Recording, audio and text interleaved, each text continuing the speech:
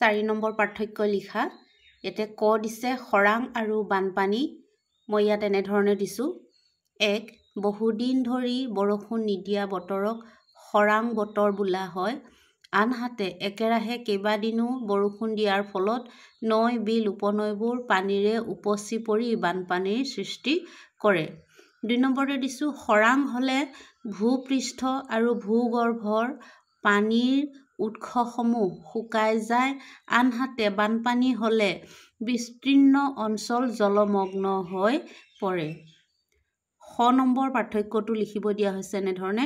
প্ৰাকৃতিক দুৰ্যোগ আৰু মানৱ সৃষ্ট দুৰ্যোগ, ইয়াৰ পাৰ্থক্যটো লিখিব লাগে। মই ইয়াতে এটা দিছোঁ পাৰ্থক্য। 1. বিভিন্ন প্ৰাকৃতিক কাৰণত সৃষ্টি হোৱা দুৰ্যোগবোৰক প্ৰাকৃতিক দুৰ্যোগ বোলে। আনহাতে মানৱ সৃষ্ট কাৰণত সৃষ্টি হোৱা দুৰ্যোগবোৰক মানৱ সৃষ্ট দুৰ্যোগ বোলে। ইয়াৰ পিছত 5 নম্বৰ আছে। 5 নম্বৰ খালী ঠাই। খালী ঠাইটো মই এনেধৰণে দি দিছোঁ। ক 1950 চনত অসমত ডাঙৰ দেশ আছে। ইয়াত হ'ব ভূমিকম্প হৈছিল।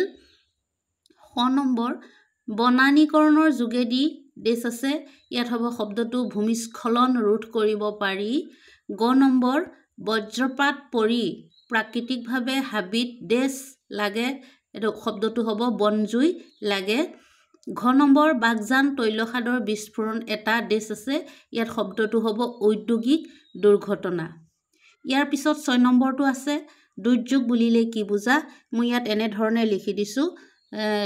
উত্তৰ দিছোঁ প্ৰাকৃতিক আৰু মানৱ সৃষ্ট ঘটনা বা পৰিঘটনাই ভয়াৱহ ৰূপ লৈ মুহূৰ্ততে পৰিৱেশৰ অভাৱনীয় ক্ষতিসাধন কৰিব পাৰে। এই ঘটনা বা পৰিঘটনাবোৰকেই প্ৰাকৃতিক দুৰ্যোগ বুলি কোৱা হয়। ভূমিকম্প, বানপানী, ধুমুহা, বনজুই, গৰাখহনীয়া আদি হৈছে প্ৰাকৃতিক দুৰ্যোগ।